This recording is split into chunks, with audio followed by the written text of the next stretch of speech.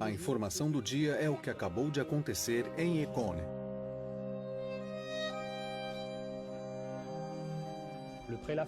O prelado francês Dom Lefebvre desafiou a igreja.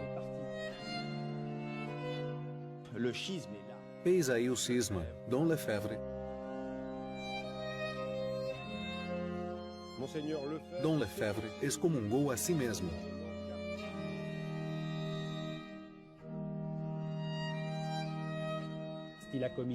Cometeu o irreparável, sagrando 4 bispos esta manhã.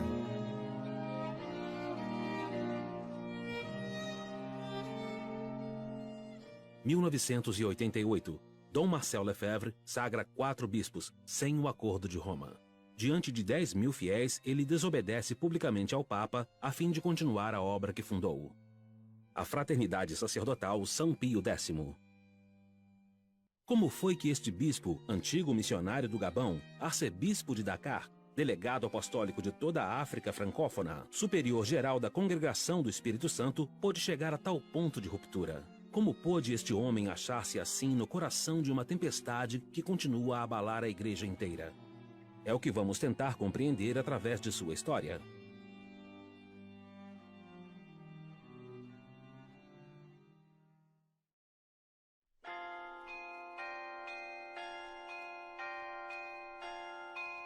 Marcel Lefebvre nasceu em Tourcoing, perto de Lille, em 29 de novembro de 1905. Ao vir ao mundo, encontra uma França economicamente próspera, devido à riqueza das indústrias do norte e do leste, assim como ao desenvolvimento das grandes cidades. O fervor religioso é mantido apesar do anticlericalismo crescente. Em cada paróquia, muitos padres acolhem centenas de fiéis. A igreja é rica em vocações, envia missionários mundo afora e pode orgulhar-se de suas famílias numerosas. É numa dessas famílias que nasce Marcel Lefebvre. Meus pais iam à missa todos os dias. E quando estávamos de férias, eles também nos enviavam e nos diziam que fôssemos à missa todos os dias. E eu ia com a minha mãe. E como estou dizendo, nós tínhamos com certeza uma educação muito cristã. A fé, Deus, os santos, tudo isto nos foi ensinado em casa, certamente. O pai, René Lefebvre, dirige uma pequena indústria têxtil. Quando a Grande Guerra Mundial estoura em 1914, ele dá assistência aos serviços de informação ingleses e belgas. Durante o Segundo Conflito Mundial, René Lefebvre ajuda novamente os serviços secretos. E não hesita em hospedar fugitivos em plena ocupação, antes de ser capturado pelos alemães.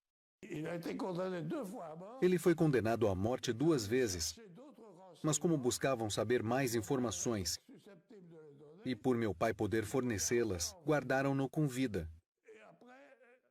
Mais tarde, como tinham gente demais nas prisões, meu pai foi transportado para um campo de concentração em Sonnenburg. Deportado por resistência, René Lefebvre morre no campo polonês de Sonnenburg, no dia 4 de março de 1944. A mãe de Dom Lefebvre, Gabrielle Vatin, é muito fervorosa. Membro da Conferência de São Vicente de Paulo, passa muito tempo visitando as famílias dos operários em Tourcoing. Sendo ainda superiora da Ordem Terceira de São Francisco, segue igualmente uma parte da regra franciscana. Ela era boa, ela era dócil, ela era terna, era caridosa. Todos a amavam. Para mim, ela sempre foi a pessoa perfeita. E ela apreciava muito seu filho. Eu não sei. Não creio que ela o amava mais do que os outros. Não era assim. Mas tinha consciência, com certeza, que Marcel ia ter um destino diferente dos outros filhos.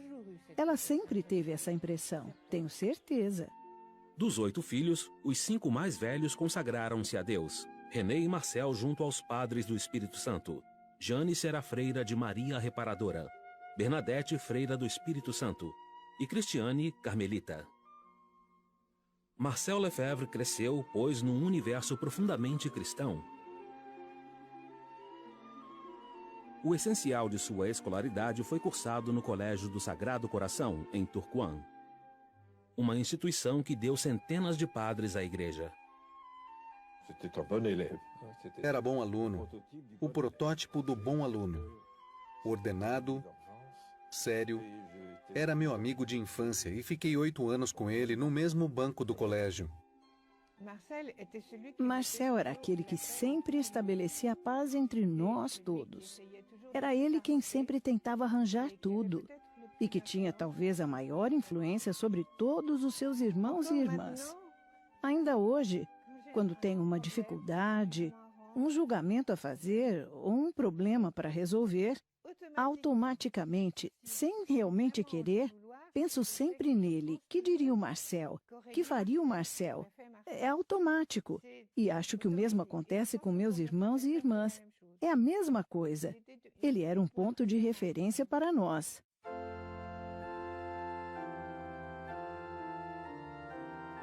Quando vem o chamado de Deus, ele responde sem hesitar. O irmão mais velho já está em Roma há 1 ano, preparando-se para o sacerdócio. O pai deseja para os filhos a formação mais sólida possível. É assim que, aos 18 anos, depois de ter hesitado entre o clero diocesano e a vida religiosa, ei-lo a caminho da cidade eterna.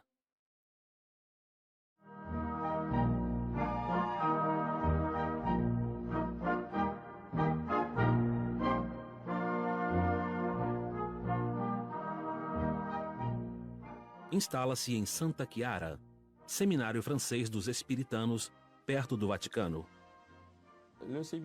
O Seminário Francês de Roma é instituído em meados do século XIX e representa uma das 2 grandes fontes de bispos franceses,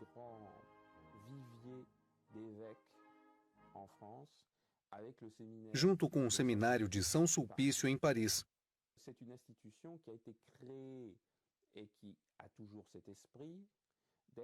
Desde sua criação até nossos dias, essa instituição guarda o caráter de ser como um templo do ultramontanismo, da fidelidade muito forte e acentuada da Igreja da França à Santa Sé. O seminário naquela época era dirigido pelo padre Henri Lefloc, cujo espírito antirrevolucionário e antiliberal incita os futuros padres a se precaverem contra o espírito do século XIX, que deseja separar a sociedade da Igreja Católica. O padre Lefloc, diretor do seminário, um espiritano, lhes havia ensinado o Cristo Rei, a doutrina da realeza social de Nosso Senhor Jesus Cristo. E o padre Voetigli comentava a encíclica Quas Primas do Papa Pio XI em 1925, insistindo sobre o lugar central ocupado por Jesus Cristo em toda a sociedade. Insiste-se muito sobre o fato de que Dom Lefebvre foi formado no tomismo e na neoescolástica. Mas era assim em qualquer lugar naquela época. Não tem nada de original, seja nos seminários franceses ou nos outros. Todos têm exatamente o mesmo modelo. Mas em 1927, o padre Lefloc, levado pelos redemoinhos que condenam o movimento monarquista da Ação Francesa, renuncia ao cargo, pois compartilha o antiliberalismo de Charles Maurras. Os seminaristas ficam então profundamente marcados. Marcel Lefebvre, o seminarista Marcel Lefebvre, não está presente. Aconteceu de estar em serviço militar. Ele não ficou diretamente magoado, pois não fazia parte da ação francesa e nunca tinha lido Maurras. Mas a partida do padre Lefloc, consequência daquela condenação, esta partida sim, do diretor do seminário, é o que o chocou realmente. Ele fez parte, creio, da Associação dos Amigos do Padre Lefloc, entre os quais encontravam-se pessoas de horizontes muito diferentes. O caso mais notável é de Alfredo Ancel, que no Concílio Vaticano II encontrava-se no extremo oposto das posições de Marcel Lefebvre, e, no entanto, os dois partilhavam a mesma admiração por este superior. Em 21 de setembro de 1929, o jovem seminarista Lefebvre é ordenado padre na Capela das Damas do Sagrado Coração, em Lille, pelo bispo Dom Achille Liénard. No início de 1930, torna-se vigário no subúrbio operário de Lille, em Marais de l'Homme. Lá vai evangelizar os operários têxteis, ferroviários e metalúrgicos. Porém, mal o bispo lhe confia um ministério, o jovem Marcel sente uma vocação mais distante.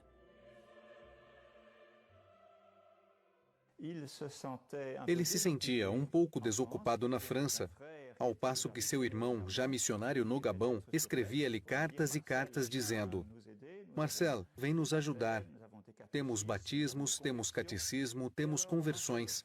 Então Marcel Lefebvre pensou que ele seria muito mais útil e que teria ao mesmo tempo uma vida mais difícil, mais mortificada e mais meritória, tornando-se missionário na África.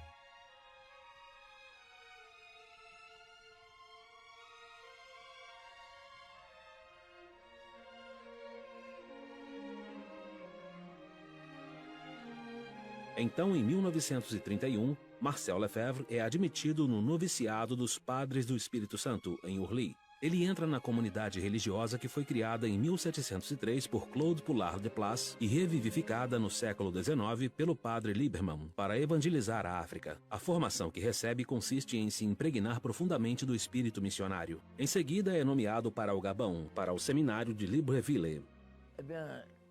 É claro que não faltavam motivos para que ele fosse nomeado professor do seminário, pois era ótimo em teologia, ótimo também em filosofia, ao mesmo tempo que tinha um dom de saber explicar.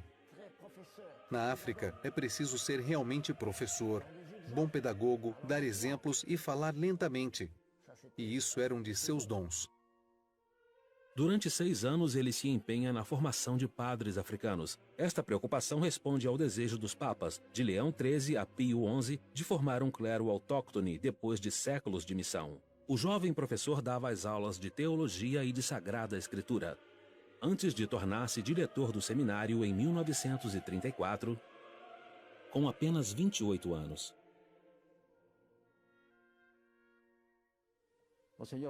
Dom Lefebvre trabalhou muito, porque eram só 2 padres para cuidar tanto do seminário menor quanto do maior, além de um noviciado de religiosas. Eram obrigados, sendo só 2, a assumirem todos os cursos, de modo que, ao final de 6 anos, o padre Marcel já estava muitíssimo cansado. Por isso, o bispo, Dom Tardy, enviou-o a Andiolé, na floresta, e foi assim que ele deixou o seminário. Ele se vê então à cabeça das missões de Andiolé, Libreville, Donguila e mais tarde Lambaréné, onde encontra o famoso Dr. Schweitzer. Constrói igrejas, escolas e postos de saúde. Batiza, prega e confessa. Às vezes ele parte em visita às aldeias mais afastadas. A chegada do missionário na aldeia era sempre tão emocionante que a notícia espalhava-se rapidamente. Logo nos primeiros minutos que se seguiam, os cristãos iam ver o padre para falar-lhe, confiar-lhe seus sentimentos, suas alegrias. Ele confessava a todos os cristãos que precisavam. De manhã cedinho, os jovens que acompanhavam o padre preparavam o altar e a sacristia. E enquanto isso, os cristãos iam chegando para assistir à Santa Missa. Quando o missionário chegava, ele falava. Mas antes era preciso aprender a língua e aprendê-la sobretudo com o sotaque certo. Os que vinham do Camarões ou do Congo tinham sempre o sotaque da língua deles quando falavam fang. Mas o padre Marcel nem sotaque francês tinha. Depois da passagem do missionário, via-se na aldeia e, sobretudo, no rosto de cada pessoa, um entusiasmo radiante. As pessoas esforçavam-se mais na virtude, preparando-se também para as grandes festas para as quais viajariam da aldeia até a missão.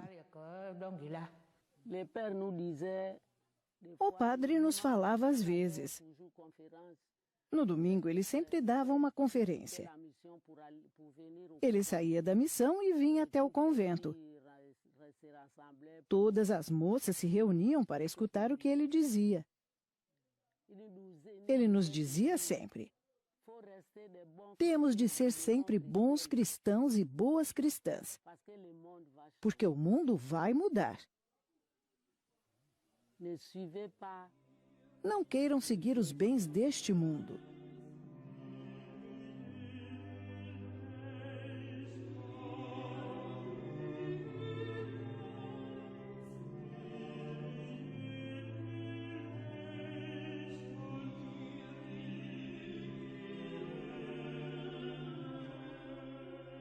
J'ai pu voir ces villages de païens devenir chrétiens et se transformer, non seulement, je dirais, spirituellement et surnaturellement, mais se transformer physiquement, socialement, économiquement, politiquement.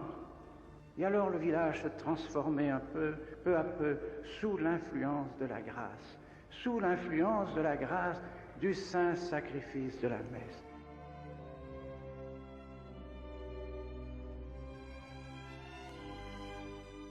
Des âmes aussi se sont consacrées alors à Dieu. Des religieux, des religieuses, des prêtres se donnaient à Dieu, consacraient leur vie à Dieu. Voilà le fruit de la Sainte Messe.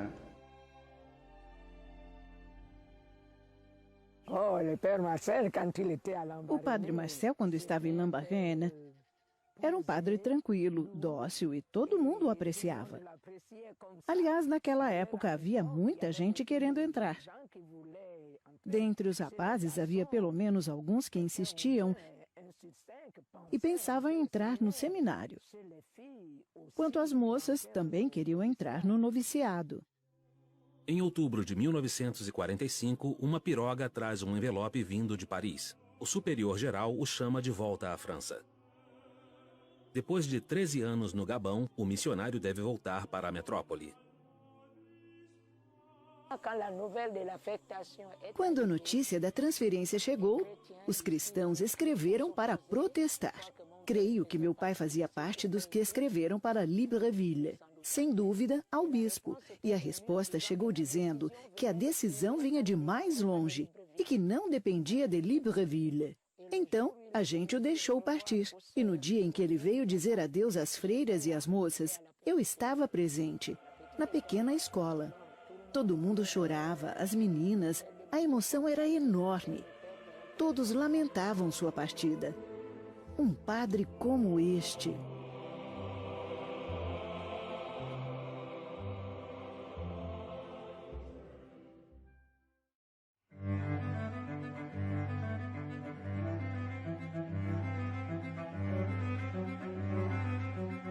No dia 1º de novembro de 1945, o padre Lefebvre é nomeado superior do escolasticado de Mortagne, um dos centros de formação de sua congregação.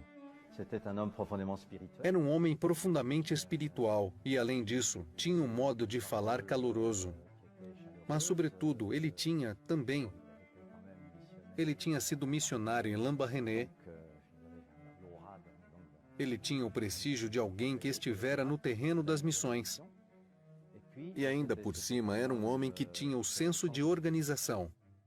No coração da Normandia magoada pela guerra, ele inicia seus futuros padres a teologia de Santo Tomás de Aquino. Sentíamos muito bem que este padre tinha um pensamento profundamente escolástico. Lembro-me bem que durante os 2 anos de filosofia, ele promovia o que na Idade Média se chamavam disputações. Quer dizer disputas ou controvérsias. Havia então um dentre nós que defendia uma tese de filosofia ou de teologia, e outro que, ao contrário, atacava. E lembro-me muito bem que tivemos sessões memoráveis nessas ocasiões. O padre Marcel não ficou muito tempo em Mortagne, pois já em junho de 1947, o Papa Pio XII nomeou-o a sede Dakar. Assim, a criança do norte, o mateiro do Gabão, torna-se bispo aos 41 anos. Ele é sagrado bispo em sua paróquia de Tourcoing no dia 18 de setembro de 1947 e toma por lema esta frase de São João, luz da atividade missionária: Et nos credidimus caritati. E nós cremos na caridade.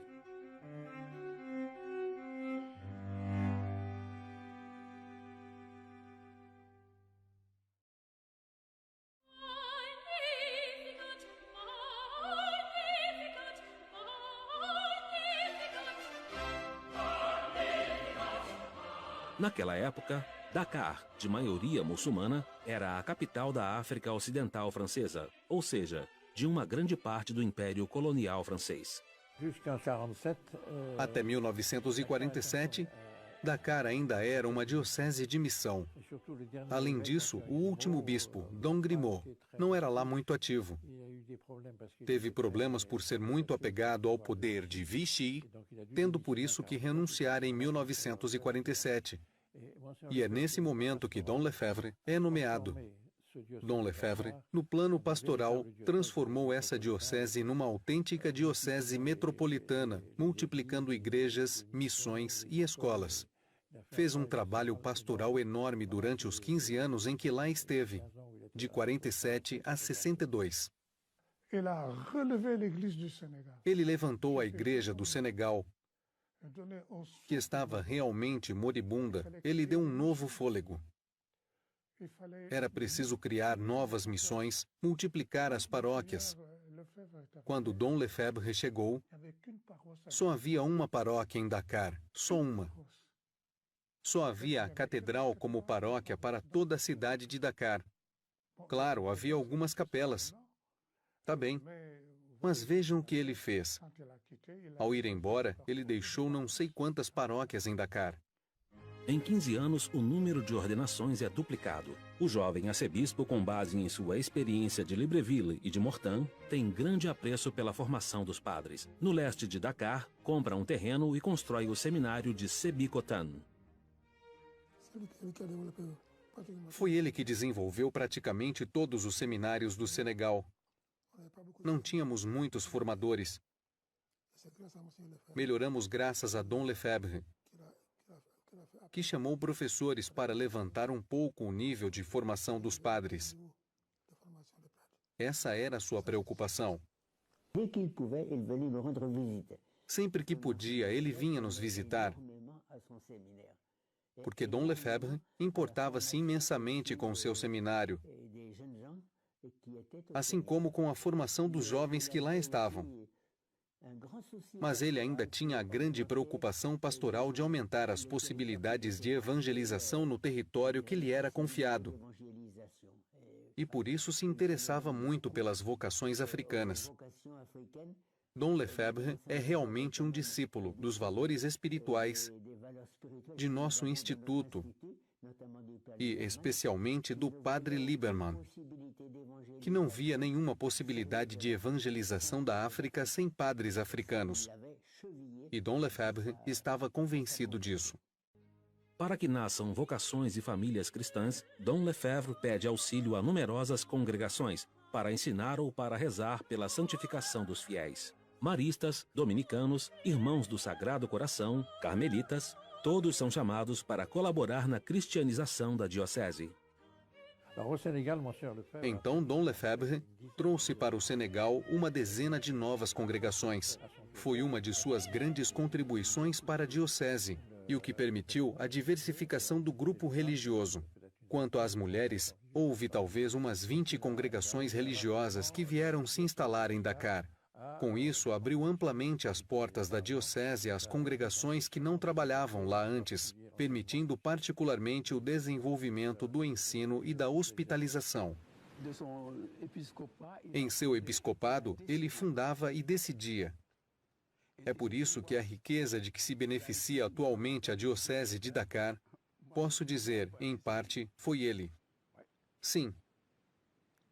Tudo o que diz respeito ao ensino, às novas escolas, às construções, os postos de saúde, isso tudo eu herdei dele. Ele era um grande personagem. Dom Lefebvre era uma pessoa encantadora, muito bem educado, muito correto. Um grande homem. Mas grande homem não no sentido de que complica muito as coisas, de modo algum. Ele era de uma grande simplicidade, muito dócil, muito amável. Eu guardo uma lembrança muito profunda de alguém. Ao mesmo tempo, muito afável e muito espiritual. Para ele, os valores espirituais a formação espiritual eram fatores essenciais para a formação dos seminaristas. Daquele tempo, lembro-me de que os padres vinham muito aqui de férias, à beira do mar, durante o inverno. E aconteceu de um deles estar de bermuda e o bispo o repreendeu muito simplesmente. O senhor ficaria melhor de batina. Ah, sim. Ele vivia sua fé, e aqui era possível ver sua fé em ação. Eu tinha a impressão de que ele não parava de rezar. Não sei se é verdade, mas eu tinha essa impressão. Ao viajar com ele, eu viajei muito com ele. Eu tinha a impressão de que ele rezava o tempo todo. Isto emanava dele. Eu ficava bem e era bom. Era bom sentir-se respaldado por um bispo assim. Não era um orador extraordinário, falava com simplicidade, mas o que importava para ele era a vida interior, a vida espiritual, a união com Nosso Senhor. Quando ele celebrava a missa, sentíamos que ele acreditava no que fazia. Por exemplo, quando se aproximava a consagração, a gente sentia que ele estava totalmente concentrado no que fazia. Nada o distraía. Isso, quando somos criança, isso marca. Esse é um bispo que sabe celebrar. E o fato é que ele celebrava bem. Antes de tudo, acho que é um espiritual. Um homem que nos dava a impressão de rezar quando celebrava. Não eram ritos que se sucediam, não. Quanto a isso, a gente gostava mesmo. Perto do Seminário Maior, Dom Lefebvre também instala carmelitas em Sébikotane. Ele conta muito com as orações destas religiosas para cristianizar, como no Gabão, esta terra que lhe tinha sido confiada, para nela estabelecer o reino social de Jesus Cristo.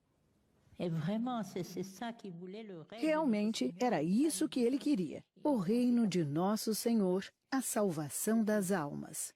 Ele só pensava nisso. Sua maior preocupação não era ele próprio. Era muito humilde, muito modesto. Ele nos dizia que no início de seu episcopado, como superior, ele se preocupava muito.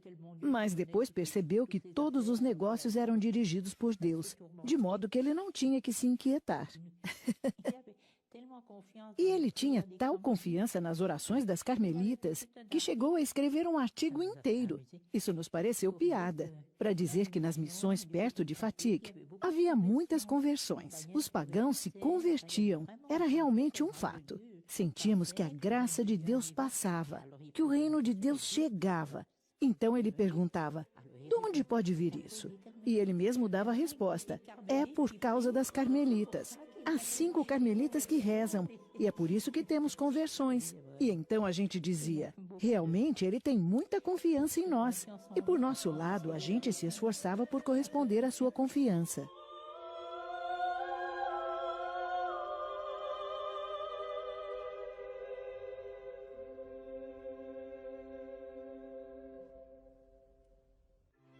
Et nos credidimus caritati.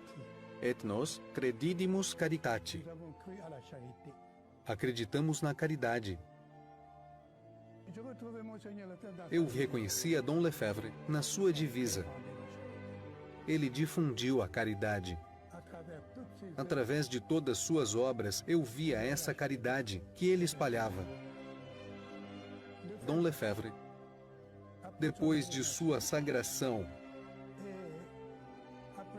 e depois da nomeação como delegado apostólico para toda a África Francesa e Madagascar, em todo o lado, como Cristo, ele fez o bem em toda parte.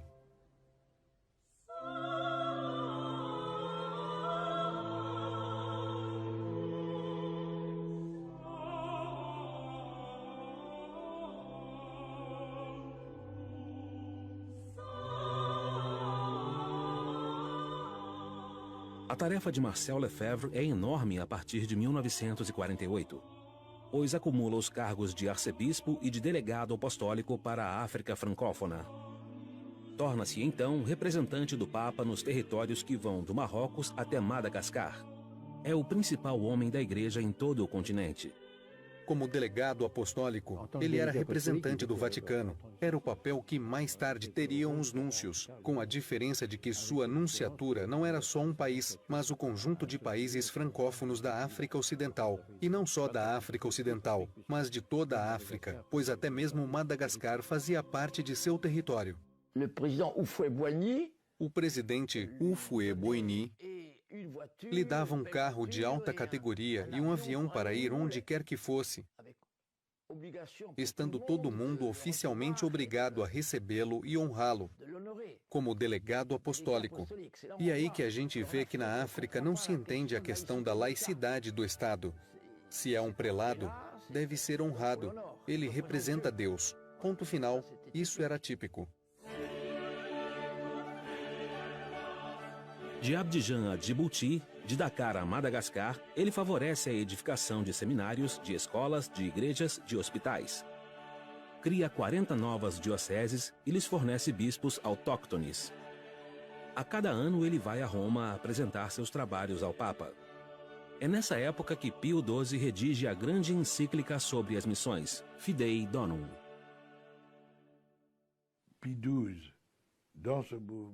Pio XII,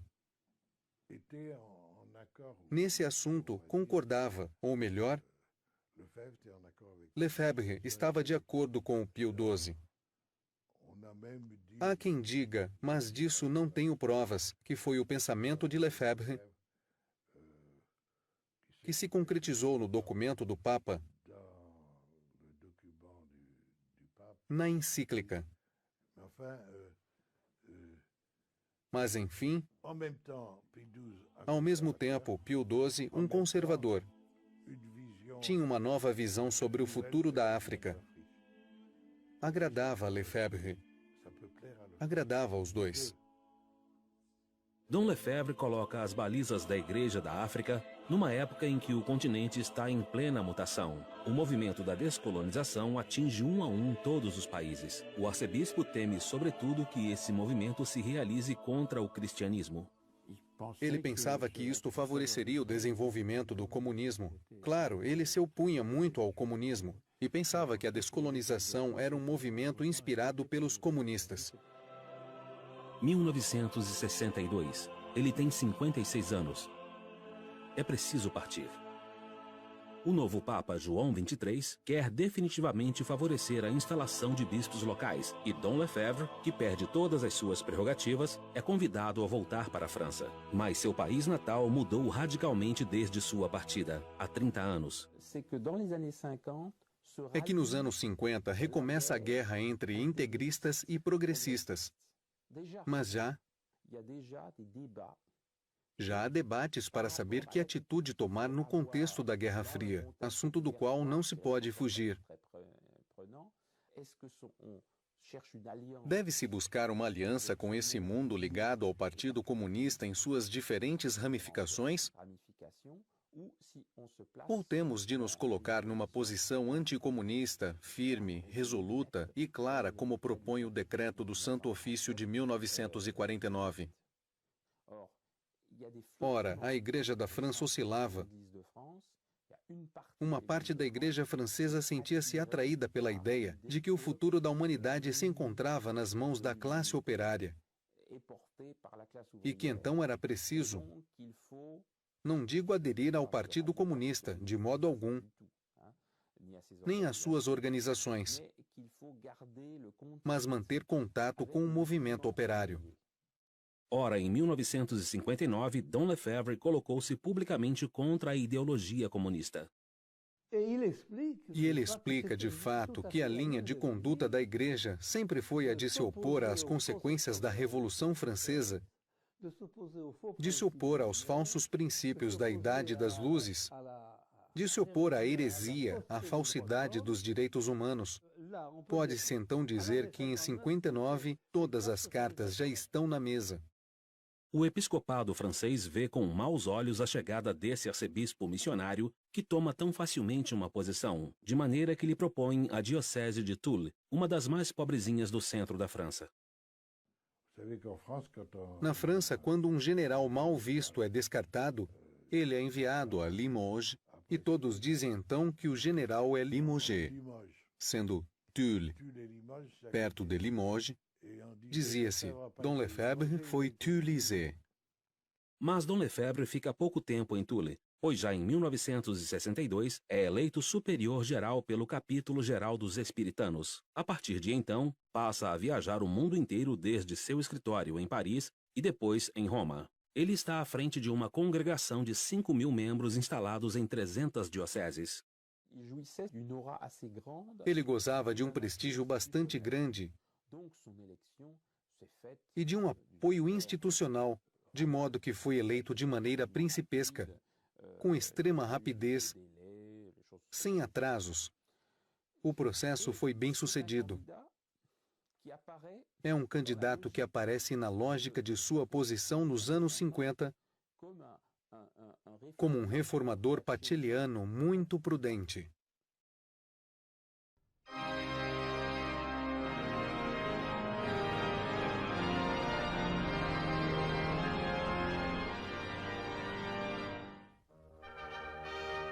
Para 500 milhões de católicos, é o evento do século que começou em Roma com a procissão de 2.400 padres da igreja em direção à Basílica de São Pedro.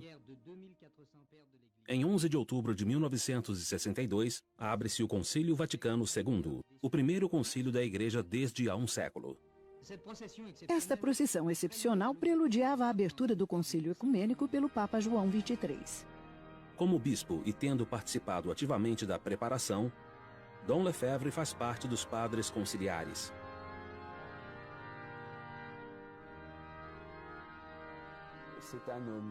É um homem que chega ao concílio relativamente confiante. Ele julga que a preparação foi bem feita. Rapidamente, porém, numerosas informações lhe indicam que existe uma incerteza uma tendência, eu diria, mais liberal, entre aspas, entre muitas aspas, que está se organizando e que pode ter uma força muito influente e marcar os espíritos e a qual é preciso responder.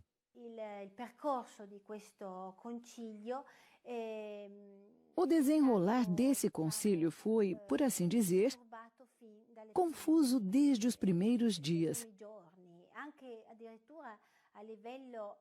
até mesmo em sua preparação. Documentos foram preparados e elaborados. Eram exatamente os esquemas preparatórios do concílio. Mas esses esquemas foram desconsiderados e abandonados.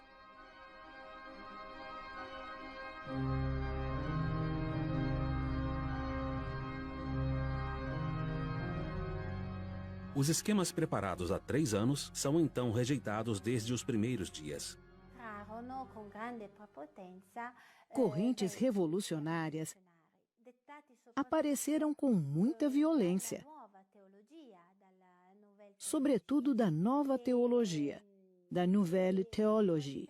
E, na prática, os grandes inspiradores foram particularmente os teólogos franceses. Basta pensar em nomes como Congar, Chenu, de Lubac. E foram justamente esses teólogos que influenciaram as ideias dos padres conciliares e dos bispos. O mundo ficaria chocado demais se a igreja chegasse dando essa impressão de que eu sou a solução de todos os problemas, eu tenho a solução para todos os problemas. Não. Nós viemos somente para colaborar, para tratar de colaborar com o mundo, sem nos impor e trazendo, talvez, aqui e ali, algumas luzes. No fundo, do que é que se tratava? O centro do concílio era uma tomada de consciência da Igreja por ela mesma, no nosso século. Uma tomada de consciência que não resultaria, como nos concílios precedentes, em definições e condenações de erros. Pelo contrário, uma tomada de consciência realmente aberta, universal, onde a Igreja tomaria consciência dela mesma perante o mundo. Quelquefois on se dit, mais Às vezes dizemos, ou podemos dizer, mas por que Dom Lefebvre insistiu tanto no fato de que o concílio era pastoral, de que se tratava de um concílio pastoral? Na verdade, não foi Dom Lefebvre que inventou isso. Foi o próprio concílio que se fez pastoral e que, às objeções da minoria, que propunha precisões doutrinais, respondia: não, somos um concílio pastoral. O senhor teria razão de pedir isto, caro padre, se nosso concílio fosse doutrinal, mas ele é pastoral, e então trata-se de um gênero literário diferente. Mas apesar de afirmarem não tocar em nenhum dogma católico, os bispos votam textos fundamentais que modificam as relações entre a Igreja e o mundo.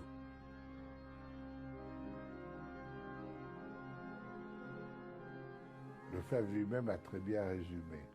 O próprio Lefebvre resumiu claramente. E essa forma de resumir me parece dizer muitas coisas. É a Revolução Francesa.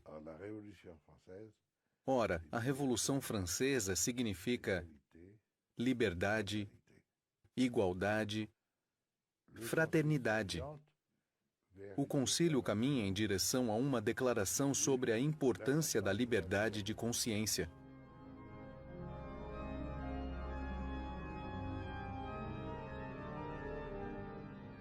Condenada pelos papas do século XIX, a liberdade religiosa é reconhecida pelo Concílio Vaticano II. Desse modo, todo homem passa a ter o direito de professar abertamente o que lhe dita a consciência. O voto provoca reações no mundo inteiro.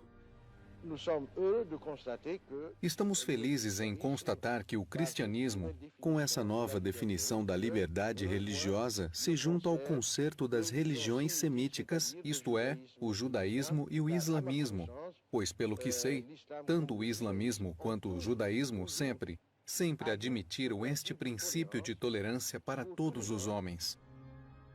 Dom Lefebvre se recusa a votar em favor do texto sobre a liberdade religiosa.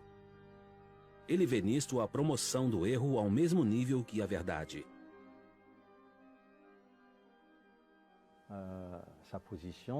Se pudéssemos resumir sua posição num slogan, seria o seguinte: nós estamos na verdade. Só a verdade tem direitos.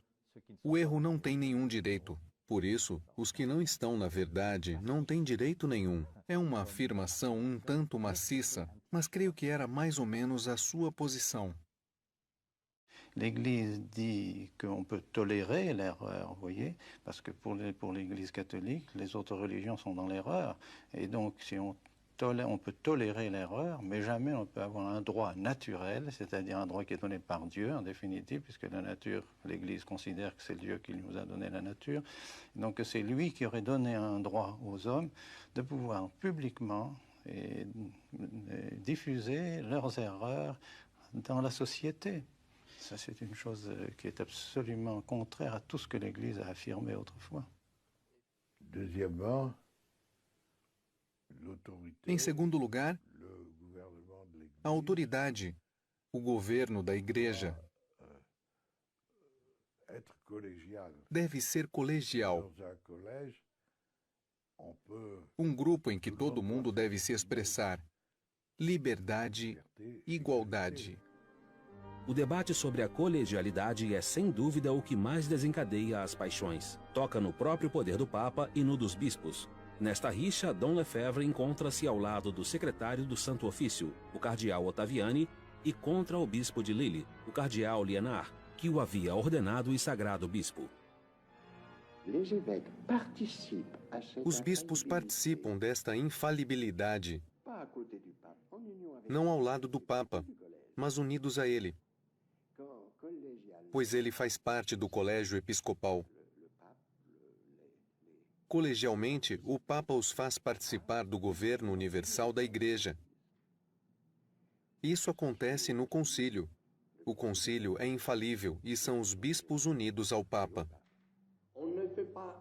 Não se pode impor, nem sequer um concílio. Ninguém pode fazer esta imposição ao Santo Padre. Ele recebeu sozinho, individualmente, o mandado por Nosso Senhor de ser a base, o fundamento da Igreja e de ser o pastor universal. Então, a colegialidade para Lefebvre vai se tornar um combate terrível, porque ele diz: se há colegialidade, há igualdade. Então, sendo eu um dos bispos da França e havendo uma conferência episcopal, vamos votar para saber se devemos fazer isto ou aquilo, e eu terei que me submeter? Isso é outra vez a Revolução Francesa. Trata-se de uma reforma que atinge todas as dioceses diretamente interessadas no governo da Igreja. Consequentemente, assistimos agora a um abalo sísmico que sacode toda a cristandade e que terá consequências que todo mundo irá perceber. Além de tudo, creio que Dom Lefebvre foi o único naquela época a prever o seguinte problema. Ele disse: e o poder do bispo vai diminuir por causa disso. O poder do bispo em sua diocese. De fato, minha atenção não estava muito voltada para este ponto. Mas ele viu muito bem, pois vemos que com o desenvolvimento do núcleo dirigente da administração central dos episcopados, o bispo e a sua responsabilidade pessoal ficaram muito diminuídos. O concílio também vai modificar profundamente as relações da Igreja com as outras religiões. Daqui em diante, aqueles que se separaram da Igreja são considerados irmãos na fé. A Igreja dizia: eles se separaram de mim, pois bem, que voltem para mim aqueles que se separaram. Eles é que têm um caminho a percorrer. Ao passo que agora, e creio ser esta a novidade profunda do ecumenismo que vemos nesse concílio, os católicos pensam que a mudança que ocorrerá na unidade da Igreja não deve ser feita, por assim dizer, em sentido único, de modo que nós pensamos, isto é realmente novo. Nós sentimos, sabemos e proclamamos, nós católicos, que temos de fazer também um grande esforço em nossa Igreja, para poder acolher todos os nossos irmãos separados, de maneira que eles possam sentir-se livres numa Igreja realmente una. L'œcuménisme, n'est-ce pas, met pratiquement toutes les religions sur le même pied et donne le droit commun à toutes les religions. Et c'est là, précisément, un problème, à mon sens, excessivement grave, parce que le fait de mettre toutes les religions sur le même pied détruit l'Église. Si l'Église, se disant, doit se dire comme la seule vraie et possédant seule la vérité, si elle met ce qu'elle appelle les erreurs, les autres religions erronées, sur le même pied qu'elle, nécessairement, elle n'a plus qu'à disparaître, elle n'a plus de raison d'être. Não tratamos mais os protestantes como heréticos. São os nossos irmãos na fé. Por pouco não dizemos também que os muçulmanos são igualmente nossos irmãos, porque acreditam em Deus. Liberdade, igualdade, fraternidade. Para Dom Lefebvre, é o demônio que entra. O demônio é a Revolução Francesa, que entra na Igreja.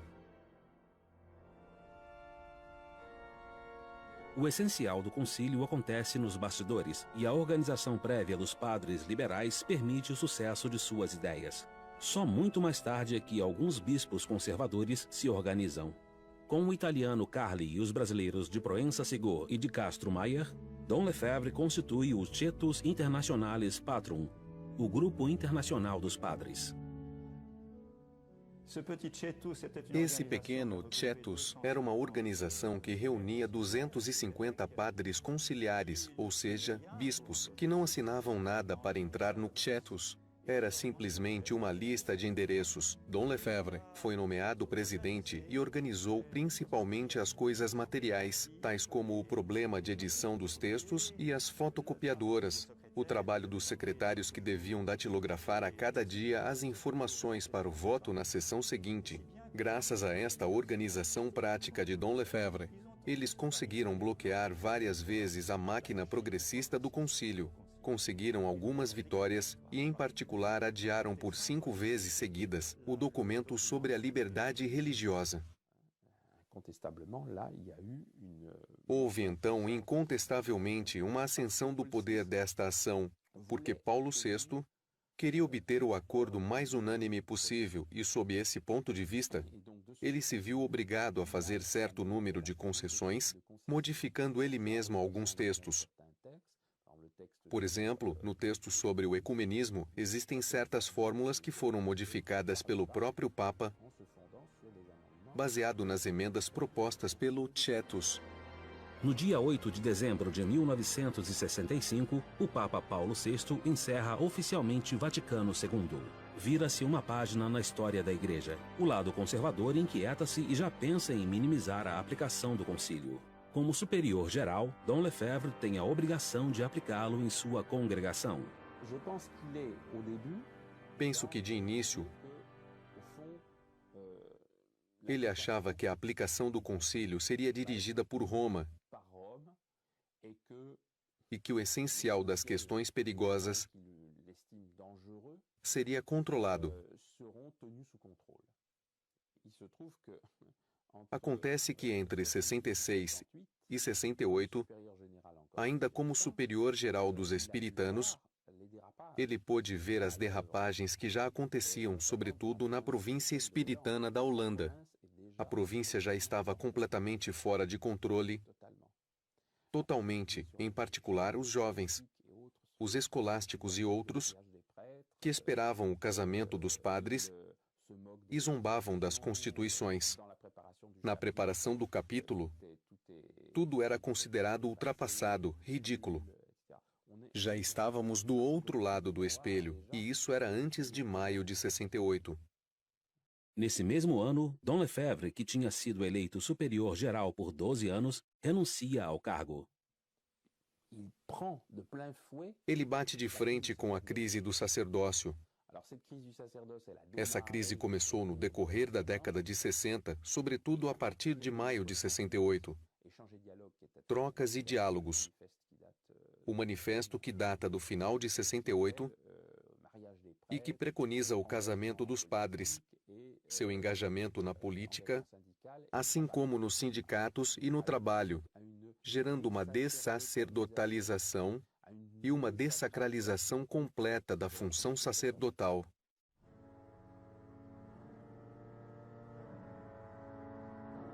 Em todos os seminários, o agiornamento, a adaptação à atualidade, é sinônimo de maior participação dos jovens e de adaptação ao mundo contemporâneo.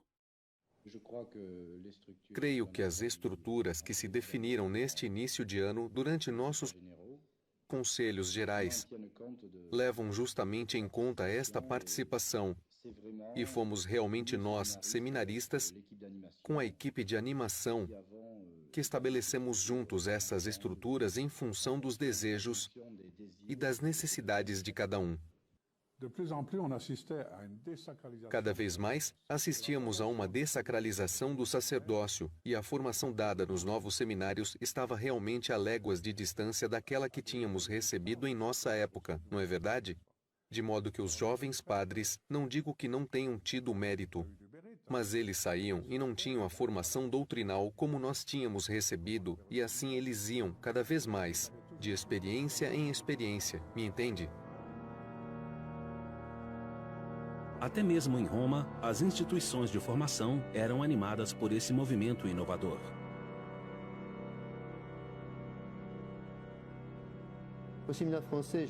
No seminário francês, eu esperava encontrar o que convinha, e então aconteceu que os seminaristas franceses, em pleno período de eleições italianas, apanharam do chão uma bandeira sobre a qual podíamos ler "Vota comunista", e a colocaram sobre o terraço do seminário, e isso foi objeto de artigos de jornais. E esses mesmos seminaristas, algum tempo depois, fizeram uma procissão blasfematória, com uma estátua do Sagrado Coração, tendo à cabeça uma peruca à la Luís XV. E esta estátua ficou no quarto de um seminarista durante um mês, sem que ninguém lhe dissesse nada.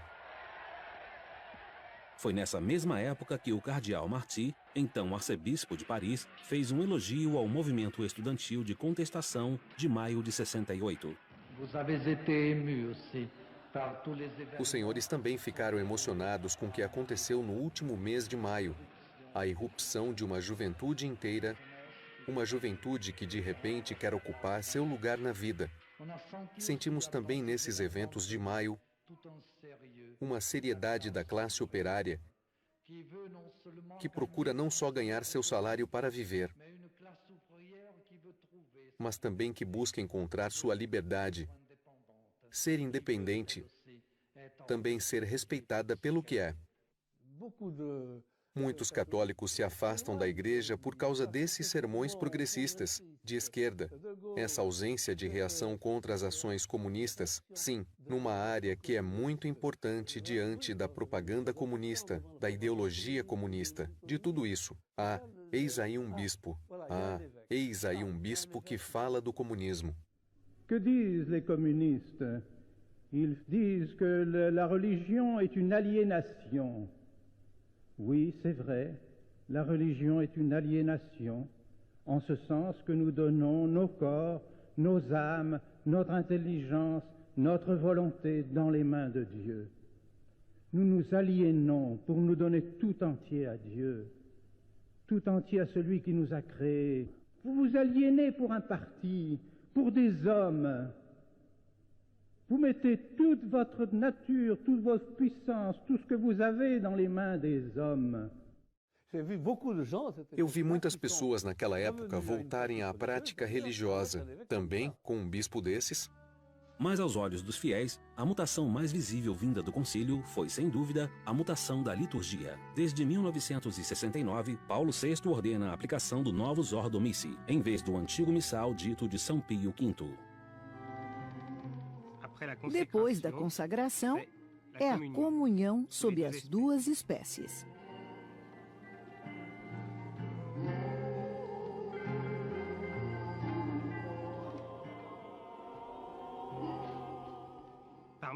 Entre outros, trata-se de um dos numerosos esforços feitos atualmente para se renovar as formas da missa católica. Tudo isso faz parte de um conjunto que ninguém teria previsto 10 anos atrás. Há 10 anos, ninguém pensava na presença de nossos irmãos separados na Basílica de São Pedro. Há 10 anos, ninguém imaginava uma missa dialogada como essa que ouvimos hoje, de manhã. Isso são reformas na vida da igreja, na liturgia da igreja, na constituição da igreja, que não teriam sido supostas no passado.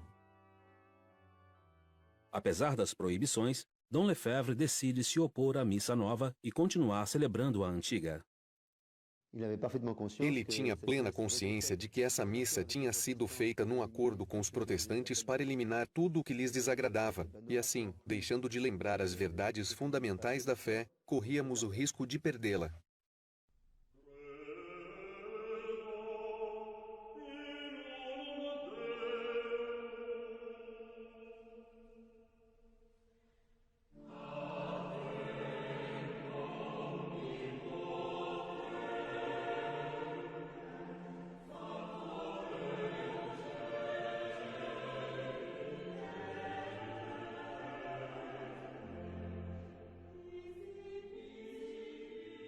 Em Roma, vários estudantes do seminário francês decidem sair à procura do superior de sua congregação espiritana, Dom Marcel Lefebvre.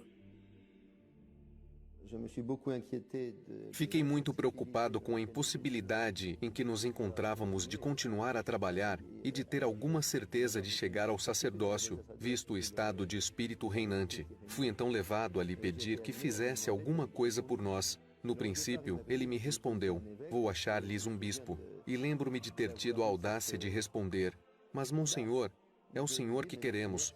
Ele me olhou estupefato e eu mesmo estava espantado de ter me atrevido a dizer tal coisa, porque só tinha 19 anos e estava cursando filosofia, e tinha me dirigido a um bispo de 63 anos dizendo: é o senhor que a gente quer.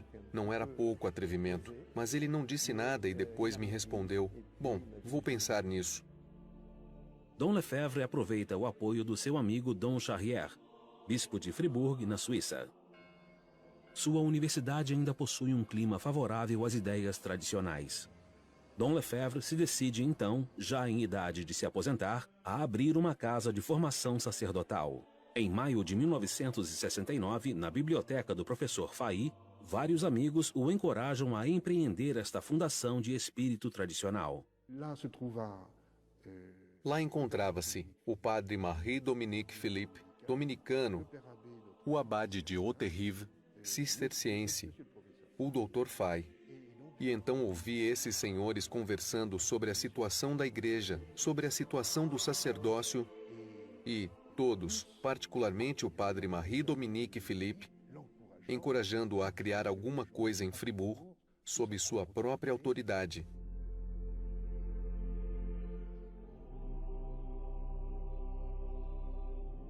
É assim, então, que alguns meses mais tarde, o arcebispo abre um primeiro ano de formação sacerdotal. Éramos 9 e, digamos, um mês após o início, tínhamos entrado no dia 13 de outubro. Lá pelos 15 de novembro, Dom Lefebvre já tinha começado a nos falar sobre o futuro, sobre uma eventual fraternidade sacerdotal. Desde então, já parecia, ao menos para nós, que ele já tinha um plano preparado. Mas pouco a pouco, e docilmente, ele conseguiu nos explicar que não poderíamos nos dispersar nas dioceses depois da ordenação, mas que deveríamos ficar juntos numa sociedade sacerdotal.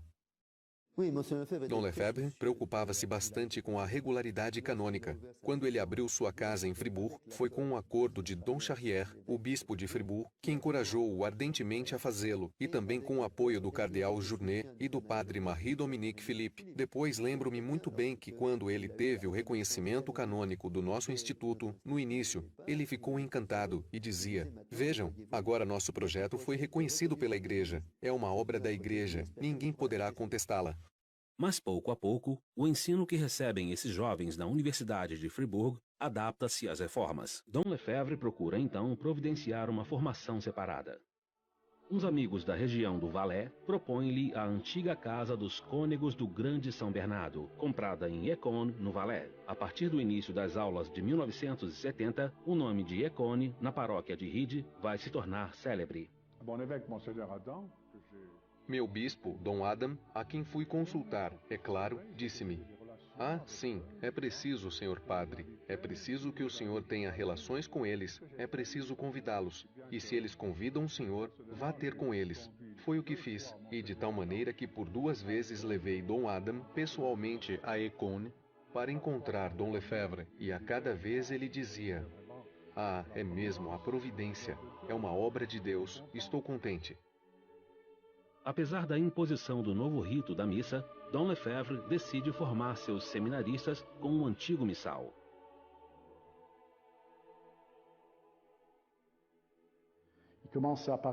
Ele começou a falar da missa e víamos que era toda a sua fé que se expressava. Era mesmo impressionante, porque para ele a missa era tudo. Era a redenção, era a cruz, é o coração do cristianismo, o meio de salvação, e o principal objetivo da igreja é continuar a missa, e devíamos fazer todo o possível para que os fiéis pudessem assistir à missa e beneficiar de suas graças. A missa não é um momento de encontro com as pessoas. A missa é, antes de tudo, o sacrifício que oferecemos a Deus para a remissão dos pecados. E o padre é feito para isso.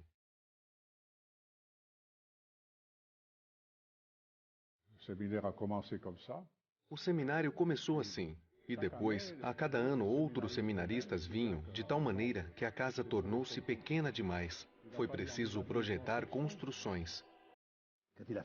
Quando foi necessário empreender a ampliação do primeiro edifício de Écône, eu estava nessa reunião. De noite, estava lá um arquiteto, o senhor Pedroni, que supervisava as obras, o diretor do seminário, o ecônomo geral, não me lembro quem era na época, enfim. E ele dizia: "Não posso continuar, já não tenho meios." Ele continuou dizendo: "Não faremos nada, não faremos nada." Então dissemos: "Monsenhor, temos que acrescentar uma ala, é preciso ampliar." "Não, não tenho dinheiro, não farei nada. Não tenho nem a metade do dinheiro, não faço." Era sua regra estrita. Se não tivesse a metade do orçamento, "Não faço" é sinal da providência. E de repente o telefone toca. "Monsenhor, alguém quer lhe falar." Eram 9 da noite, no telefone. Alguém de Paris. Ele volta e nos diz: "Senhores, podemos começar as obras." O telefonema que ele acabava de receber vinha de uma pessoa que lhe fizera uma doação, que lhe permitia começar as obras. Em alguns meses, Dom Lefebvre consegue formar dezenas de sacerdotes num espírito tradicional.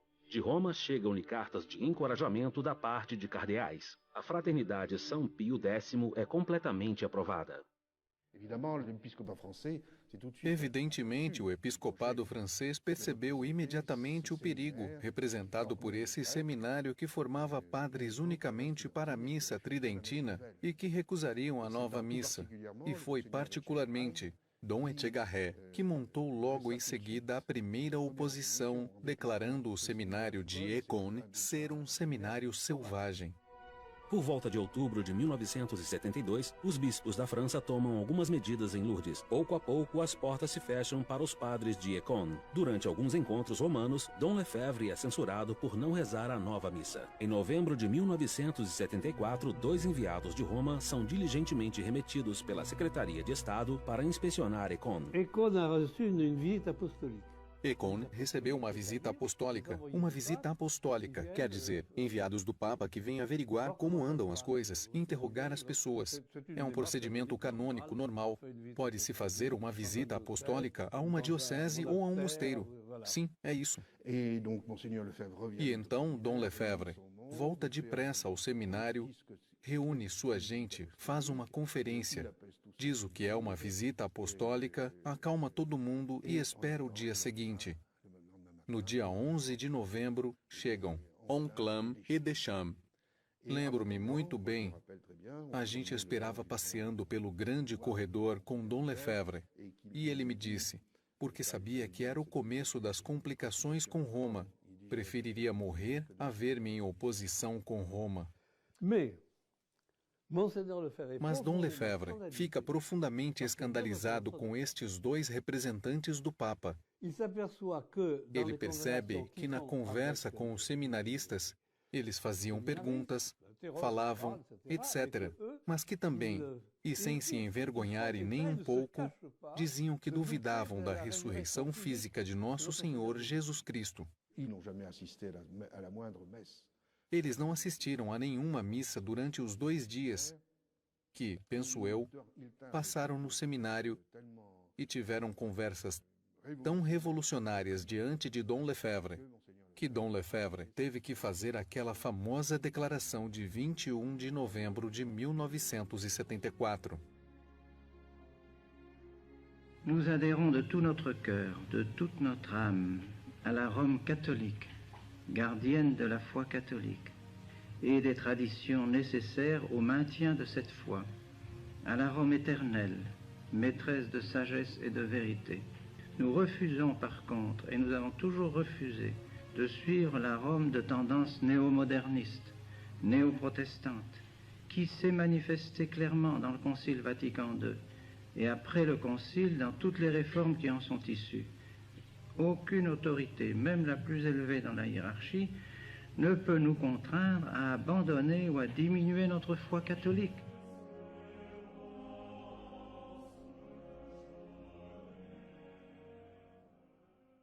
Na igreja, as palavras de Dom Lefebvre causam comoção. Ele é convocado a Roma, recebido pelas autoridades e pelo cardeal Garron. Vem a sanção. A fraternidade já não existe. Então, era a supressão do seminário, supressão da fraternidade sacerdotal São Pio X, a despedida de todos os seminaristas do seminário de Écône. Em 75, tudo estava resolvido, mas eles se esqueceram da determinação e da força de alma de Dom Lefebvre. O bispo se vê confrontado a uma escolha grave. Ele decide, no entanto, atender ao pedido de todos os seminaristas e, apesar da proibição, continua a obra de Écône. Em suas conferências, ele se dirige a Roma para explicar sua escolha. Mais que faire devant les orientations qui sont données et qui nous viennent du Vatican, qui nous viennent de Rome et qui nous semblent contredire explicitement les affirmations qu'ont faites d'une manière officielle et publique vos prédécesseurs. Nous sommes donc devant un dilemme crucifiant où nous vous suivons totalement, complètement, et nous suivons tout ce que Rome nous demande de faire depuis le Concile, et nous nous éloignons de vos prédécesseurs, ou nous suivons vos prédécesseurs et nous avons l'impression de nous éloigner de vous. Ele disse várias vezes, foi porque os seminaristas vieram ter comigo e me pediram para receber uma formação. Foi por causa dos pais de família que me disseram, não abandone os nossos filhos, eles querem ser padres e têm direito a uma boa formação. E depois, se ele consentiu em enviar padres um pouco por todo o canto, foi porque havia fiéis que pediam a Santa Missa de sempre, que pediam para receber os sacramentos. Sempre foi esta, penso eu, a linha de conduta de Dom Lefebvre. Respondemos às necessidades dos fiéis. E ele se preocupava tanto mais com a regularidade canônica, quanto mais se dava conta de que justamente precisava se opor a certas diretivas de Roma. Queria por todos os meios, como ele mesmo dizia, que era necessário rezar pelo Papa no cânon da missa, pelo bispo da diocese, sempre recusando as teses sedivacantistas, de modo que era o seu cuidado primordial. E é por isso que ele ia a Roma cada vez que lhe pediam explicações, porque dava muita importância a essa união com Roma. Sempre que as coisas podiam ser feitas segundo as normas, tínhamos que respeitá-las. O estarmos em crise não quer dizer que tudo é permitido. E mais, como ele mesmo dizia, os superiores existem para o bem e não podem nos impedir, ou não podem impedir que os fiéis tenham a Santa Missa, que recebam os sacramentos, de modo que não se pode utilizar o direito canônico contra o bem dos fiéis. É por isso que ele considerava que há momentos em que somos dispensados. É o que chamamos de estado de necessidade da Igreja. Referimos-nos ao princípio superior, e sabemos que o princípio superior das leis da Igreja é a salus animarum, a salvação das almas, e nada nos pode impedir de salvar as almas. Em 29 de junho de 1976, Dom Lefebvre procede, como nos anos anteriores, às ordenações sacerdotais em Écône. Ele é imediatamente sancionado pela suspensão ad vinis. A princípio, já não pode administrar os sacramentos. On m'a mis dans les mains un missel nouveau, en me disant, voilà, la messe que vous devez célébrer, et que vous célébrerez désormais dans toutes vos maisons. On m'a dit également que si, en cette date, aujourd'hui, ce 29 juin, devant toute votre assemblée, nous célébrions une messe selon le nouveau rite, tout serait aplani désormais entre nous et Rome. Or, il est évident que ce rite nouveau est sous-tendu, si je puis dire, suppose une autre conception de la religion catholique, une autre religion. Ce n'est plus le prêtre qui offre le saint sacrifice de la messe, c'est l'assemblée. Or, ceci est tout un programme, tout un programme. Désormais, c'est l'assemblée aussi qui remplace l'autorité dans l'Église. C'est l'assemblée épiscopale qui remplace le pouvoir des évêques. C'est le conseil presbytéral qui remplace le pouvoir de l'évêque dans le diocèse. C'est le nombre qui commande désormais dans la Sainte Église. Et ceci est exprimé dans la messe précisément parce que l'assemblée remplace le prêtre, à tel point que maintenant beaucoup de prêtres ne veulent plus célébrer la Sainte Messe quand il n'y a pas d'assemblée. Tout doucement, c'est la notion protestante de la messe qui s'introduit dans la Sainte Église. Si j'ai persisté dans cette attitude, c'est parce que je crois à mon bon droit. Devant la persécution qui m'est faite, je n'ai jamais pu, à vrai dire, me défendre. Il n'y a jamais eu un procès en bonne forme. C'est vrai, c'est toujours pénible d'être en difficulté avec les autorités et je n'ai qu'un souhait, c'est de rentrer en bonne relation avec elles. Mais je me sens appuyé, je dirais, par 2000 ans de chrétienté, 2000 ans de l'Église et par conséquent, j'ai même l'impression que ma position est plus confortable que la leur. Eux se basent sur une Église qui a débuté depuis le Concile Vatican II. Moi, j'ai 2000 ans d'Église derrière moi.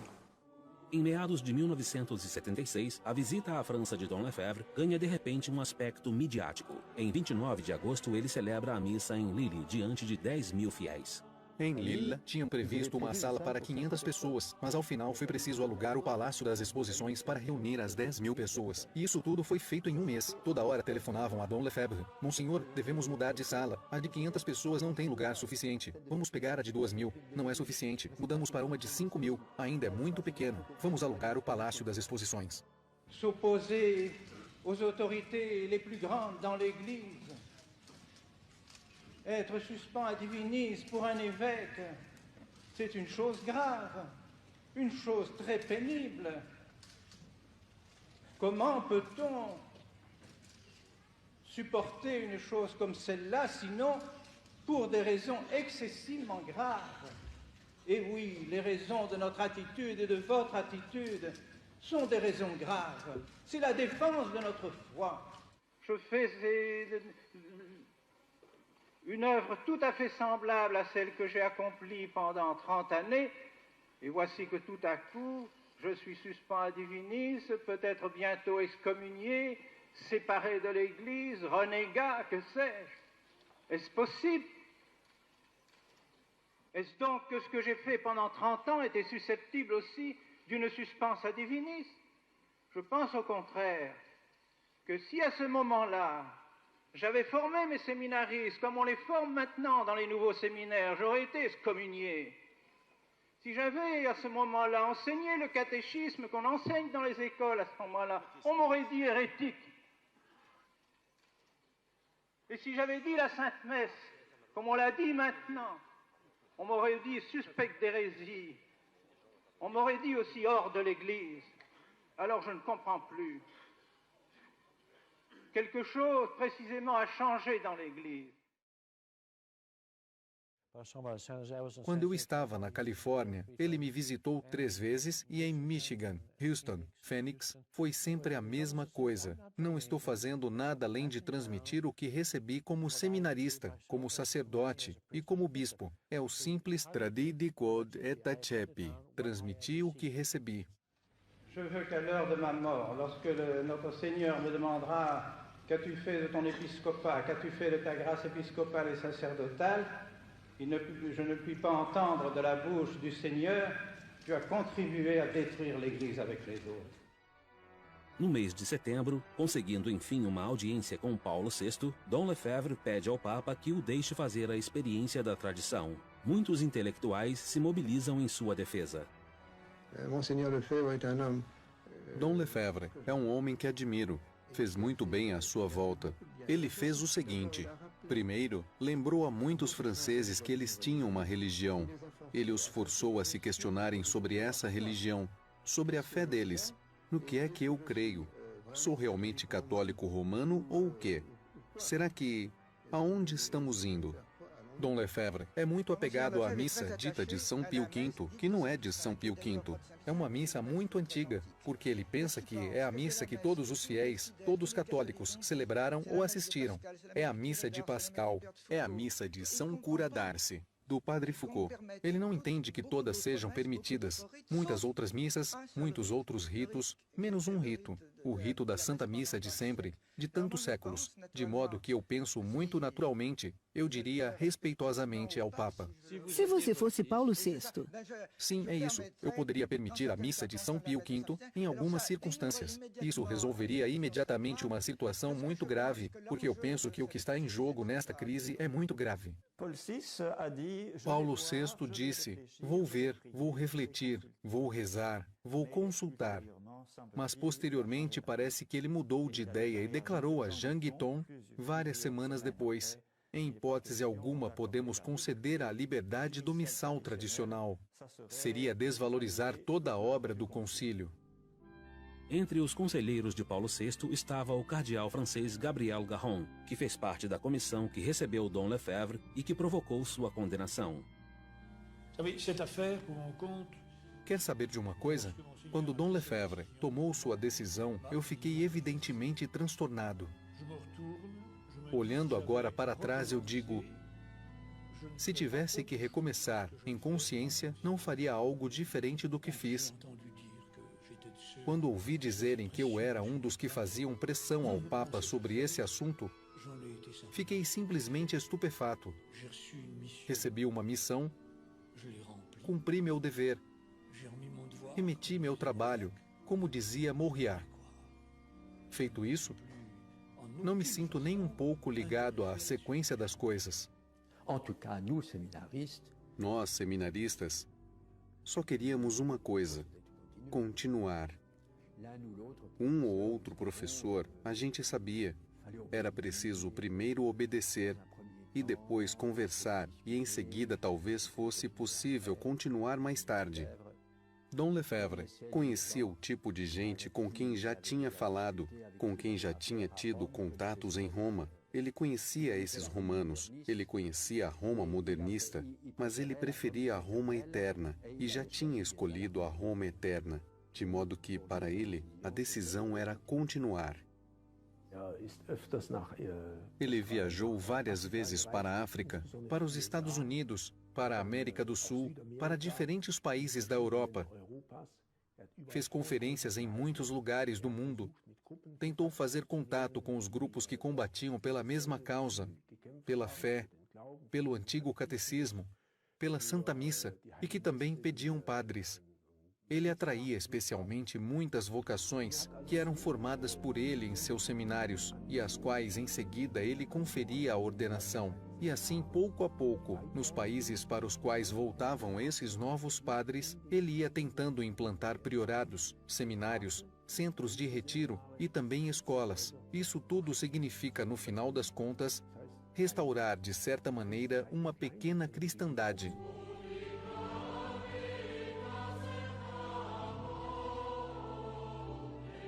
Dom Lefebvre é diariamente solicitado.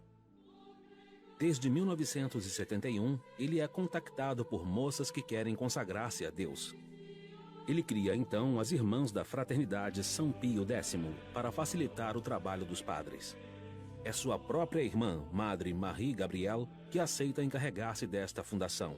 Ao mesmo tempo, sua outra irmã, Christiane, carmelita, funda novos conventos de espírito tradicional na Bélgica.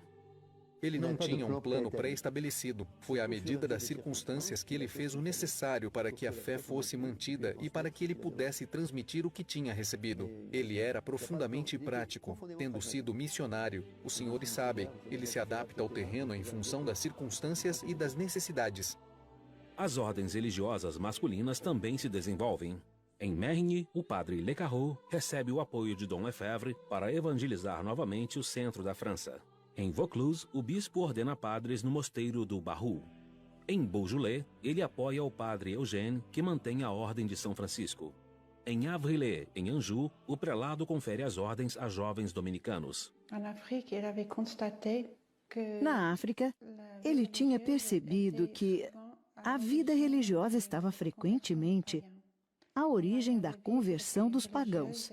A maneira de viver das religiosas e dos sacerdotes era muitas vezes um grande fator para a eclosão das conversões. Essas numerosas comunidades tiveram suas próprias fundações pelo mundo inteiro, dos Estados Unidos até a Nova Zelândia. Bem, ele visitou-me em San José, na Califórnia, 3 vezes. A última foi em 1984. Era bem recebido. É claro que quando os padres ou bispos locais descobriam que ele estava vindo, logo punham avisos dizendo que não o fôssemos ver. Mas ele era bem recebido em todos os lugares em que o vi, com centenas ou mesmo 1.000 a 2.000 pessoas. E hoje haveria muito mais, pois temos muito mais fiéis. Com o tempo, Dom Lefebvre será também solicitado para criar escolas de rapazes.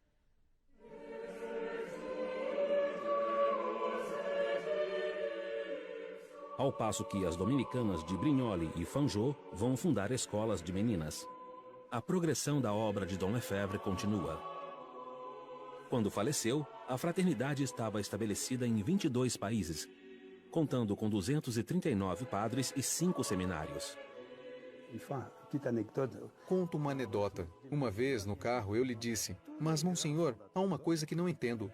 Todos os grandes fundadores de ordens tiveram um comércio com o céu. O senhor não vai me dizer que também não tem lá seus truques?" Ele me deu um murro no banco de trás do carro e me disse: "Quer parar de dizer bobagens?" Ele não disse que não tinha, mas porque simplesmente não havia outro jeito.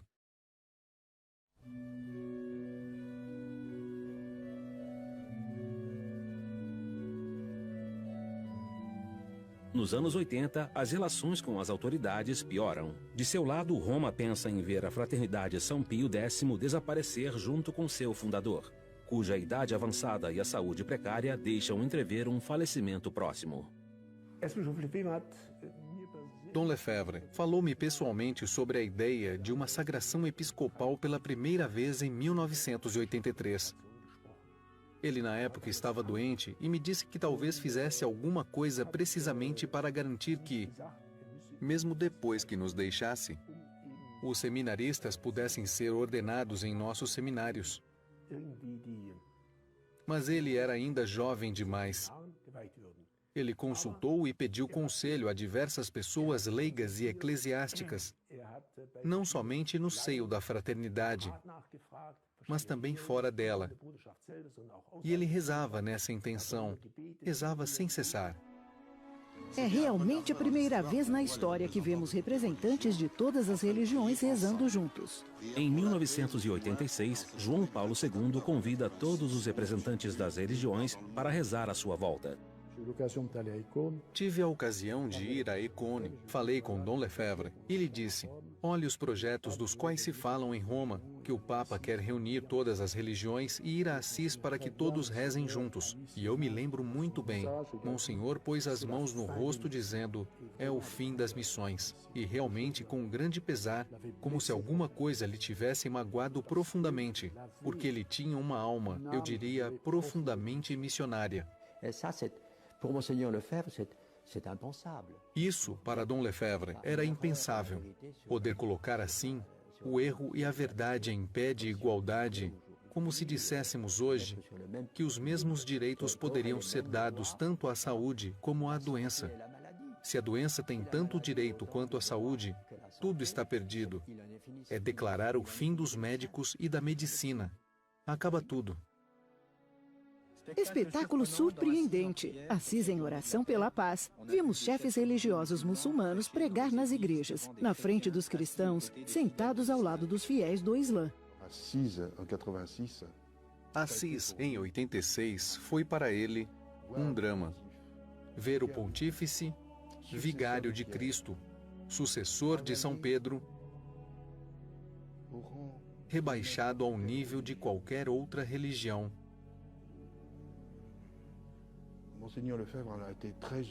Dom Lefebvre ficou muito humilhado. E foi também por ter uma fé formidável em Nosso Senhor, por crer que Cristo é o Filho de Deus, que ele não pôde suportar ver o sucessor de Pedro nessa atitude física, moral e teológica. É neste fato que temos de ver sua razão de proceder. 2 anos mais tarde, a sagração episcopal. Estou persuadido disso. No entanto, de visita a Roma, durante o ano de 1987, Dom Lefebvre encontra várias vezes o cardeal Ratzinger, superior da Congregação para a Doutrina da Fé, exímio teólogo alemão nomeado para resolver as dificuldades com Econe. Dom Lefebvre era um homem de princípios e ao mesmo tempo sabia muito bem que o único interlocutor que existia era a Cúria Romana e que, portanto, era preciso guardar relações cordiais com os homens da Cúria.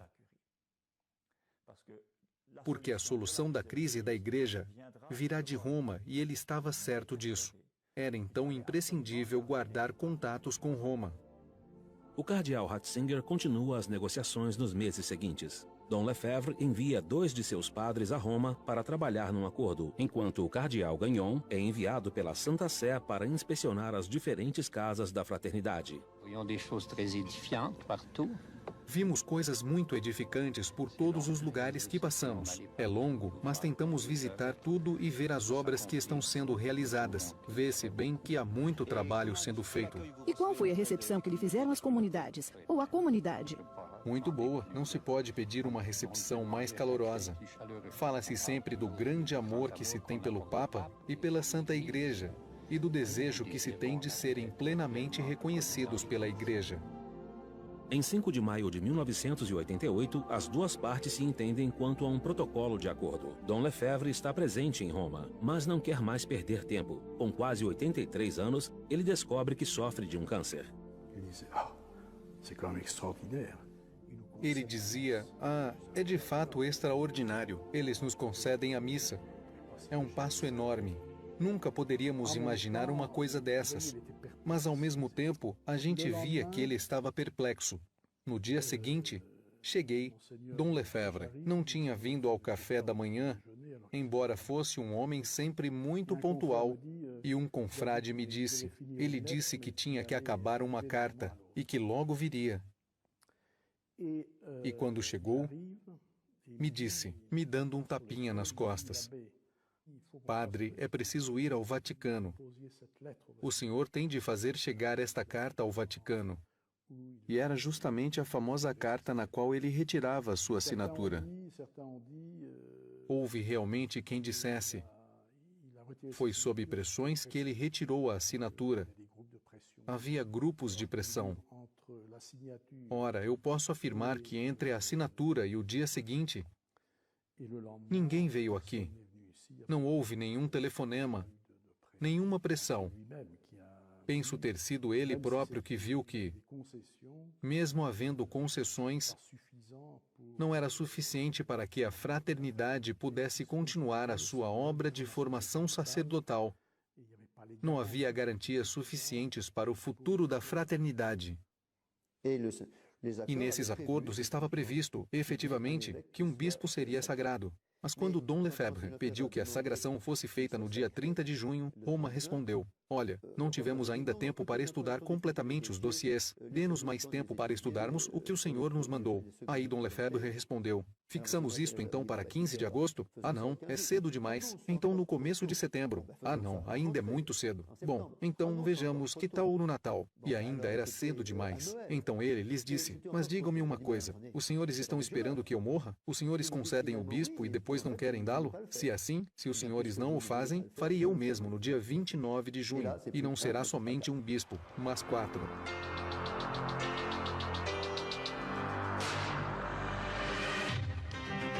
A manchete do dia é o que acabou de acontecer em Écône, o primeiro cisma na Igreja Católica desde mais de um século. Dom Lefebvre excomungou a si mesmo, sagrando 4 bispos tradicionalistas. Em 30 de junho de 1988, Dom Lefebvre sagra 4 bispos, com o apoio de Dom Antônio de Castro Maier, seu antigo amigo no concílio. Loin de moi de m'ériger en pape. Je ne suis qu'un évêque de l'Église catholique qui continue à transmettre la doctrine. Alors je ne puis pas, en conscience, laisser ces séminaristes orphelins, et je ne puis pas vous laisser, vous non plus, orphelins, en disparaissant sans rien faire pour l'avenir. Ce n'est pas possible. Ce serait contraire à mon devoir. Dans quelques années, je ne sais pas, le bon Dieu seul connaît le nombre des années qu'il faudra, pour que le jour où la tradition retrouve ses droits à Rome, nous serons embrassés par les autorités romaines qui nous remercieront d'avoir maintenu la foi dans les séminaires, dans les familles, dans les cités, dans nos pays, dans nos couvents, dans nos maisons religieuses, pour la plus grande gloire du bon Dieu et pour le salut des âmes. Na noite posterior às sagrações, ele me chamou e disse: Madre, estou numa paz incrível. Tenho certeza de ter feito o que Deus queria. Magnífico, não é? E ele dizia: ainda hoje de manhã eu estava numa tortura me perguntando se realmente eu estava fazendo uma obra da igreja ou uma obra pessoal. E estou certo de que Deus é quem pediu. E a paz que me habita é para mim uma certeza. A comoção é muito viva na igreja. Dentre os 212 padres da Fraternidade São Pio X, 15 demonstram oposição. 2 dias depois, Roma publica um decreto de excomunhão e admoesta os fiéis a não seguirem o prelado de Écône. Alguns adeptos de Dom Lefebvre o seguem em alguns países do Ocidente. É necessário ter uma visão muito universal da Igreja. É preciso encontrar os bispos da África, da América e de outros lugares para perceber até que ponto trata-se de um grupo isolado, uma espécie de seita. É difícil prever as repercussões. O que, em todo caso, eu posso dizer é que vamos nos mostrar acolhedores para todos aqueles que se recusarem, e eles serão muitos a seguir Dom Lefebvre, nesse cisma dramático para a Igreja.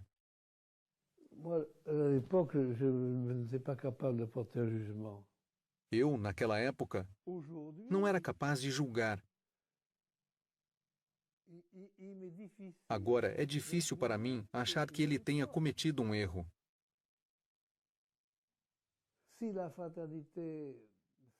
Se a Fraternidade São Pio X existe ainda hoje, é porque Dom Lefebvre deu-lhe 4 bispos. O que faz com que ela tenha o peso que tem, o que faz com que ela seja uma interlocutora, considerada pelo Papa como tal, é certamente o fato de possuir os bispos. Na Igreja, ser bispo é de grande importância. De modo que nisso o fundador fez bem, pois no fim das contas ele fez uma fundação durável e garantiu as condições para que a obra dure. Ao final de 88, tive a ocasião de encontrá-lo no mês de dezembro, e ele me disse que esperava que muito mais padres e seminaristas o abandonariam, e por outro lado, que ele se sentia muito reconfortado em ver a maneira com que os jovens bispos eram acolhidos pelos fiéis. Dom Lefebvre foi substituído pelos novos bispos para conferir as ordenações e as confirmações. 2 anos e meio mais tarde, em março de 1991, ele tem de interromper uma das suas viagens pastorais. Sua saúde já não o acompanha e ele tem de ser internado no hospital de Martigny, na Suíça. Quando ele veio em fevereiro a Fanjeaux, sua última visita, ele tinha me pedido para vir. Creio que fizemos um teatrinho da Anunciação com as crianças. Ele cantou com as crianças a cantiga dos passarinhos. E no final eu lhe disse: Monsenhor, esperamos revê-lo em breve. E ele me disse: Madre, eu cumpri o meu dever. Meu trabalho acabou. As senhoras têm os bispos. Vejam com eles agora. Foi a sua última visita e ele morreu um mês depois. Em 25 de março, às 3 da manhã, ele faleceu. A última vez que eu o vi, fiquei muito emocionado, porque ele era impressionante. Tinha aqueles tubos todos, sabe como é? E ele me disse: Ah, padre, dê-me uma bênção. Eu lhe disse: Monsenhor, é o senhor que deve dar-me a sua bênção. Não, dê-me a sua bênção. Dei-lhe a minha bênção e depois pedi a dele. Foi a última vez. A gente despediu-se assim, sem saber que ia ser para sempre. Mas enfim, nós nos despedimos assim. No dia 2 de abril, filmado pelo mundo inteiro, o corpo da criança do norte, do mateiro do Gabão, do arcebispo africano, do delegado apostólico de Pio XII, do fundador da Fraternidade São Pio X, vai-se embora. Seus padres o transportam até sua última morada, no seminário de Écon.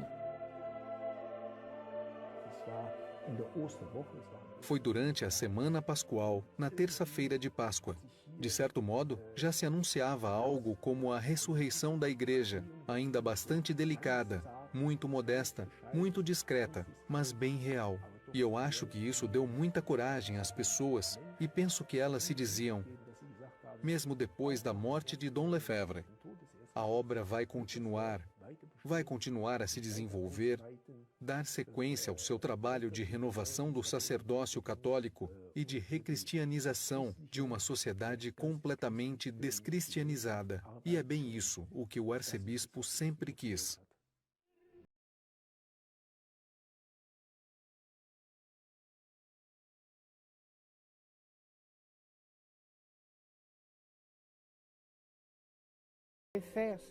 Ele queria fazer a vontade de Deus, fazer o que Deus quisesse fazer com ele. Isso é absolutamente certo. Lembro-me um dia ter lhe perguntado, assim que começaram as complicações com Roma: escuta, e depois da sua morte, o que vai acontecer? Vai haver alguém para substituí-lo? O que vai acontecer com a fraternidade? E ele me disse: nada de especial, é muito simples. Se a fraternidade vem de Deus, ela continuará. Se ela não é de Deus, ela vai morrer. Nada mais. Vai ser o que Deus quiser. A mim, isso não me preocupa de maneira nenhuma. E de fato eu estou persuadida de que é isso que ele queria realmente.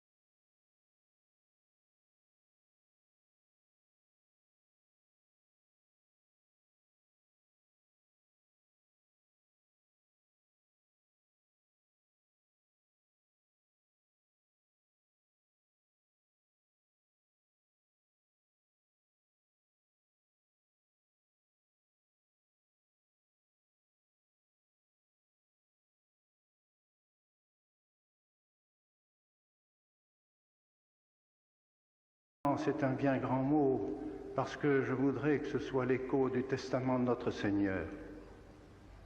Novi et aeterni testamenti. C'est le prêtre qui récite ces paroles à la consécration du précieux sang. Hic est calix sanguinis mei, novi et aeterni testamenti. L'héritage que Jésus-Christ nous a donné, c'est son sacrifice. C'est son sang, c'est sa croix. Et ça, c'est le ferment de toute la civilisation chrétienne et de ce qui doit nous mener au ciel. Alors je vous dis, pour la gloire de la très sainte Trinité, pour l'amour de notre Seigneur Jésus-Christ, pour la dévotion à la très sainte Vierge Marie, pour l'amour de l'Église, pour l'amour du pape, pour l'amour des évêques, des prêtres, de tous les fidèles, pour le salut du monde, pour le salut des âmes, gardez ce testament de notre Seigneur Jésus-Christ, gardez le sacrifice de notre Seigneur Jésus-Christ, gardez la messe de toujours. Et alors, vous verrez la civilisation chrétienne refleurir. Civilisation qui n'est pas pour ce monde, mais civilisation qui mène à la cité catholique. Et cette cité catholique, c'est la cité catholique du ciel qu'elle prépare.